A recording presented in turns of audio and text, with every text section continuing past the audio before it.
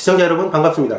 CIA가 북대사관을 기습한 것에 대해서 스페인 현지 언론인 엘 파이스는 CIA가 김혁철의 정보를 확보하기 위해서 북대사관을 기습했을 가능성이 있다는 보도를 내놨습니다. 그러나 이는 진실이 아닐 가능성이 높습니다. 왜냐하면 첫째, 김혁철이가 현재 스페인 대사로 있는 것도 아니고 2017년에 추방이 됐는데 일반적으로 그곳을 떠나면서 자신의 정보를 많이 남겨두고 떠났을 가능성은 희박해 보입니다. 둘째, 정상회담이 27일인데 22일에 대사관을 습격해서 꼴랑 실무자의 정보를 확보해서 뭘 쓰려고 우방국에서 그 위험을 무릅쓰고 대사관을 습격하겠습니까? 셋째, 미국은 이번에 협상을 깨려고 했는데 실무자의 정보 따위가 그렇게 중요했다고 보기는 어렵습니다. 내가 보기에는 김혁철이 개인정보보다는 김혁철이가 지금 북한에서 중용되는 것으로 봐서 김혁철이가 스페인에서 근무할 때 온갖 불법 행위로 김정은에게 충성했을 확률이 높고, 따라서 김혁철이가 스페인을 떠난 후에도 스페인 주재 북한 대사관이 북한의 해외 불법 거래의 총본산이 됐을 확률이 높습니다. 그런 거로 CIA가 북대사관을 급습하는 것은 제3국이 관련된 불법 거래일 확률이 높다고 보는 것입니다. 그런데 여기서 묘한 장면이 나옵니다. 바로 최선희가 15일 미국과의 비핵화 협상을 중단할 수 있다는 성명을 발표한 것인데요. 그 발표 시기가 묘합니다. 하노이 회담이 결렬된 지가 꽤 오래됐는데 그동안 미국에 대해서 공격적인 발언을 자제해오던 북한이 북한 대사관을 CIA가 급습했다는 언론 보도가 나온 직후에 협상 결렬을 선언했다는 점입니다. 그렇다면 비핵화 협상 중단 선언이 CIA의 북한 대사관 습격과 관련이 있을 가능성이 높아 보입니다. 왜냐하면 대사관을 습격하고 간 것이 이스라엘인지 영국인지 미국인지 아니면은 제3세력인지 북한뿐만 아니라 어떠한 정부도 그것을 단정하기는 쉽지 않았을 것입니다. 16일에는 대사관을 습격하고 간 것이 가짜 총을 든 천리마의 소행일 것이라는 워싱턴 포스트지의 보도가 있었지만은 총기가 흔한 나라에서 가짜 총을 들고 들어갔다는 것도 신빙성이 떨어지지만 설령 천리마가 했다고 하더라도 엘 파이스의 보도대로 2명의 CIA의 주도하에 이루어졌을 것은 분명해 보입니다. 어떻든 북한의 입장에서는 미국이 한 짓이라고 단정을 할 수 없었는데 만약에 CIA가 북한 대사관 습격을 했다는 것을 스페인 언론 보도를 보고 알았다면은, 그래서 그것 때문에 비핵화 협상 중단 선언을 했다면은 거짓 협상을 더 이상 지탱시키지 못할 중요한 정보가 거기서 털렸든지, 아니면은 그간 트럼프가 자신들에게 쏟고 있는 것으로 알고 트럼프를 속이려고 했는데 사실은 트럼프가 대사관을 터는 등 자신들의 뒤통수를 치고 있다는 것을 알고 자신들의 거짓이 더 이상 통하지 않고 있다는 것을 알게 되자 어차피 깨질 협상, 북한이 선수를 쳐서 비핵화 협상 중단을 선언했을 가능성이 크다고 보는 것입니다. 그런데 가능성은 낮지만은 여기서 우리가 주의 깊게 살펴봐야 할 또 다른 하나는 비핵화 중단 선언이 혹시 문재인 수석 대변인 구하기 아닌가 하는 그런 점입니다. 현재는 비핵화 협상에 들어가고 나가고 하는 것은 북한 마음대로입니다. 그렇다면은 벤처 사진 사건으로 문재인이 국내외적으로 심각하게 어려움에 처해 있는 상황 속에서 북한이 비핵화 협상 중단을 선언했다가 문재인의 중재로 만약에 북한이 협상 테이블로 다시 나온다면은 문재인의 몸값은 그야말로 천정부지로 치솟을 것입니다. 그리고 그렇게 하는 것은 북한으로서도 손해볼 일이 없는 것이죠. 자기들의 입장을 대외적으로도 과시를 하고 문재인 수석 대변인도 구하고 꼭 먹고 알먹깁니다. 그렇게 생각할 수 있는 근거는 얼마 전에 비건이 북한을 비핵화 협상에서 멀어지지 않도록 해달라는 요청이 있었고, 그 말에서 대한민국이 북한을 돌려 세운다는 그런 힌트를 얻었을 수도 있습니다. 하지만 역시 확률이 높은 것은 이제 판은 깨질 확률이 훨씬 더 높다는 사실이고, 따라서 이 시간 이후의 북한의 움직임입니다. 북한이 도발을 하지 않을 것이라고 보는 견해도 많습니다만은 저는 북한이 도발을 한다고 봅니다. 왜냐면은 북한이 협상 중단 선언을 선빵으로 날렸는데 무서워서 꼼짝도 않고 있을 것이라면은 중단을 선언하지도 않았을 것이고, 또 가만히 있다면은 상대에게 기가 꺾이는 것이고 싸움에서 지게 되는 것이죠. 게다가 협상 중단을 선언했는데 가만히 있다면은 북한 주민에게도 북한 군부에게도 위대한 영도자 김정은이 아닌 것이죠. 그러면 북한이 도발을 한다면 어떤 식으로 도발을 할 것인가? 저는 핵보다는 미사일 도발을 할 것으로 봅니다. 핵은 이미 충분히 완성 단계라서 더 이상 실험할 의미도 작고, 따라서 단거리 미사일 도발로 일단 간을 볼 것이라고 생각을 합니다. 그런데 만약에 김정은이가 진짜로 간땡이가 부었다면은 인공위성을 가장한 ICBM 도발을 할 것인데, 그럴 가능성도 충분히 있다고 봅니다. 2017년도에 북한이 인공위성 실험을 한다고 하나를 제작해 놓은 것이 있으니까요. 따라서 이제 우리는 세컨더리 보이콧뿐만 아니라 북폭에 대한 대비도 해야 할 때라고 생각을 합니다.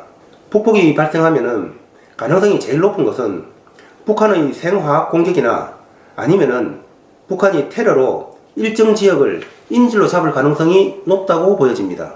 화학무기는 장사정포 같은 데에서도 손쉽게 쓸 수 있고, 또 사용 후에 이틀 정도가 지나면은 바람등에 의해서 자체 정화되기 때문에 증거도 남지 않아서 북한이 손쉽게 쓸 가능성이 있습니다. 따라서 우리가 특별히 경계해야 할 대상인 것입니다. 사실 전쟁이 일어나면은 핵은 쓸 수 없는 것이고 생화학탄을 쓸 확률이 제일 높다고 봐야 될 것입니다. 그래서 저는 2017년도에 제 아들 녀석하고 방독면을 이렇게 2개를 사뒀는데, 요겁니다.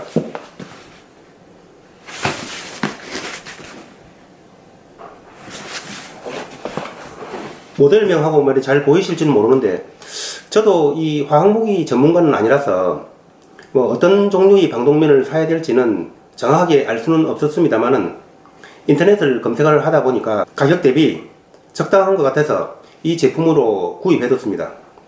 다만 제가 요거를 2017년도 4월달에 샀는데, 그 당시에도 분위기가 안 좋은 상황이어서 이 방독면을 주문하니까 한 2주 정도 걸려서 제가 받을 수 있었습니다. 다만 생화가스 같은 경우에도 꼭 호흡기뿐만 아니라 피부로도 침투를 하고 다양한 경로가 있기 때문에 이 방독면 같은 경우에 완벽하게 대처를 할 수 있다고는 볼 수 없지만은, 그래도 방독면을 가지고 있으니까 약간의 심리적인 안정감은 있습니다. 지금은 가격이 어떻게 됐는지는 모르겠지만은 당시에는 한 53,000원이나 56,000원 정도 주고 구매했던 것으로 기억을 합니다. 그리고 이것은 캔입니다만은, 요거는 이제 참치 캔이고, 이것뿐만 아니라 햄이라든지 다른 캔도 비슷한 정도의 수량을 제가 2017년도에 사서 지금까지 보관하고 있습니다. 그리고 쌀 같은 경우는 둘이서 한 달에 1포 정도를 먹는다고 보고 3포 정도를 저희는 늘 보유하고 있는데, 조금 오래된 쌀을 먹어봐도 차이가 없습니다. 그 외에 다른 품목들도 제가 다 일일이 설명드릴 수는 없는데, 저는 어차피 가정에서 필수품으로 쓸 수 있는 것들로 준비를 했습니다. 저는 어제 오늘 급하게 준비한 것이 아니고 2017년도부터 서서히 준비를 한 것이기 때문에, 마트에서 할인을 할 때마다 샀기 때문에 큰 비용도 들지 않았고, 이 정도면은 자동차 보험을 든다는 생각으로 준비를 해둔 것입니다. 이 시점에서 북핵 문제가 협상으로 마무리될 수 있을 것이라고 생각한다면은 우스운 생각이고, 아무 일도 없이 넘어갈 것이라는 생각도 사실은 어리석은 생각이죠. 그런데 북폭만큼이나 우리에게 중요한 것이 바로 저는 세컨더리 보이콧이라고 생각을 합니다. 저는 굳이 확률로 말씀드린다면은 북폭은 100%, 세컨더리 보이콧은 7, 80%라고 보고 있는데, 세컨더리 보이콧을 만약에 막게 된다면은 은행보다는 기업이 막게 될 확률이 조금은 더 높아 보입니다. 왜 그러냐면은 세컨더리 보이콧이란 아시는 대로 북한과 거래하는 기업은 미국 기업과 거래할 수 없다는 것입니다. 그런데 그것이 왜 그렇게 무서운가? 먼저 수출입 대금 결제 과정을 잠깐 말씀드리면은, 예를 들어서 삼성이 반도체 100만 부를 국민은행을 수출거래은행으로 해서 중국으로 수출을 한다고 하면은, 수출은행인 국민은행과 수입은행인 중국은행 사이에는 그 무역대금 결제를 위해서 미국에 있는 결제은행에 개설되어 있는 중국 수입은행의 계좌에서 100만 부를 빼서 수출은행인 국민은행 계좌로 100만 부를 넣어주면은 은행 간의 무역대금 결제는 끝나고, 국민은행은 그 대금을 삼성으로 넣어주고, 수입은행인 중국은행은 수입업자로부터 수입대금을 결제받으면은 수출대금 결제는 끝나는 구조입니다. 그런데 이 과정에서 미국 결제은행도 결국은 기업이기 때문에 세컨더리 보이콧을 당하면은 미국 결제은행을 이용하지 못한다는 소리고, 따라서 설령 미국이 아니라 다른 나라와 거래를 한다고 하더라도 그 대금을 결제할 수가 없어서 미국뿐만 아니라 전 세계와 거래를 할 수 없게 되는 것입니다.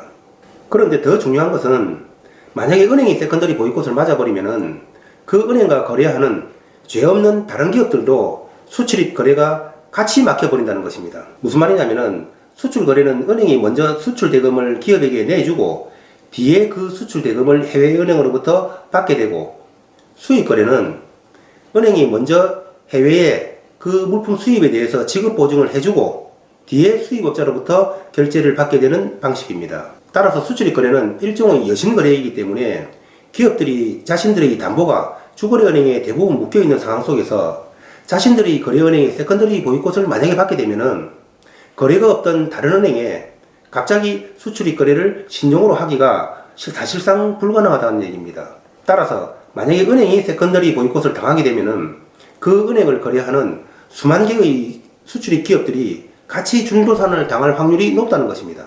물론 그렇게 되면은 긴급 조치나 특별 지원 등 정부 조치가 있겠지만은 어떻든 대형은행이 하나만 걸려도 대한민국 경제는 거의 파탄나는 상황이기 때문에 미국으로서도 그 선택이 쉽지만은 않을 것입니다. 그렇다면은 은행보다는 이번에 북한산 석탄 수입과 관련된 기업 중에서 한두 곳이 선택될 확률이 현실성이 더 높아 보입니다. 그것은 피해 범위가 기업으로 국한되지만은 그래도 그 상징성 때문에 외환시장은 요동칠 것이고 문재인을 끌어내리는 효과는 톡톡히 볼 것이기 때문입니다. 그럼 때린다면은 세컨더리 보이콧을 언제 때릴 것인가? 세컨더리 보이콧 같은 경우에는 문재인의 지지율이 높을 때, 예를 들자면은 문재인의 지지율이 한 70-80%일 때 세컨더리 보이콧을 때리게 되면은 그것은 오히려 반미 감정으로 연결될 것이고, 미국으로서도 전략적으로 중요한 위치에 있는 대한민국 국민들을 반미 감정으로 만드는 것은 올바른 선택이 아닐 것입니다. 그러나 문재인 지지율이 낮을 때 세컨더리 보이콧을 때리게 되면은 그것은 문재인의 몰락을 촉진하는 촉진제의 역할을 할 것이기 때문에 똑같은 수단이라도 그 사용 시기에 따라서 약이 될 수도 있고 독이 될 수도 있기에 나는 미국이 좀 더 두고 보고 있다가 문재인 지지율이 좀 더 떨어질 때 사용한다고 보고 아직 시간적인 여유가 좀 더 있지 않나 하는 이런 생각을 했는데, 요즘 분위기를 보면은 상황이 급변할 수도 있다는 생각이 듭니다. 따라서 여윳돈이 있는 분은 지금 달러를 좀 사둘 필요가 분명히 있는데 문제는 타이밍입니다. 1월 31일 날 제가 올린 영상 중에서 지금 달러를 사라고 라는 영상이 있는데, 그때 제가 달러를 사라고 권유했을 때의 매매 기준 환율이 1112원 70전입니다. 그런데 지금은 1136원 50전으로 연중 최고치 부근이니까 사실 부담은 좀 됩니다. 따라서 분명한 것은 지금 사시는 분은 적어도 1년 이상 보유할 수 있는 여유자금 범위 내에서만 사는 것이 좋다는 것입니다. 급한 돈으로 사게 되면은 조금 보유하고 있다가 팔게 되고 그러면 손해를 볼 수도 있습니다. 달러를 만약에 산다면은 현찰로 보유하게 되면은 수수료가 비싸기 때문에 외화예금 형태로 보유하시는 것이 좋습니다. 그리고 같은 은행이라고 하더라도 달러를 살 때에 환율 우대폭이 다 다르지만은 대체적으로 국민은행 같은 경우에는 그 환율 우대폭이 80% 정도는 해줍니다. 그리고 신한은행 같은 경우에는 이달 말까지 만불 범위 내에서 사이버 환전을 하시게 되면은 환율 우대를 90%까지 해줍니다. 사이버 환전을 하는 방식에 대해서는 해당 영업증으로 문의하시면 되겠습니다. 지금 시점에서 달러를 사두라는 것은 북폭과 세컨더리 보이콧 양쪽에 대한 대비로서 필요하기 때문에 충분히 검토해 보시라는 말씀을 드리면서 오늘 방송을 마치겠습니다. 다음 방송은 문재인이 왜 소득주도 성장을 고집하는지에 대해서 말씀드리려고 합니다. 아마 그 방송을 보시면은 입이 떡 벌어질 놀라운 사실들을 알게 될 것이고 문재인이가 왜 소득주도 성장을 고집하는지 알게 되실 겁니다. 다음 방송은 진짜 전 국민이 다 좀 꼭 보고 알아야 될 내용들입니다. 많은 시청 바라면서 오늘도 행복하고 건강한 하루 되십시오. 가시는 길에 좋아요와 구독도 부탁드리겠습니다. 감사합니다.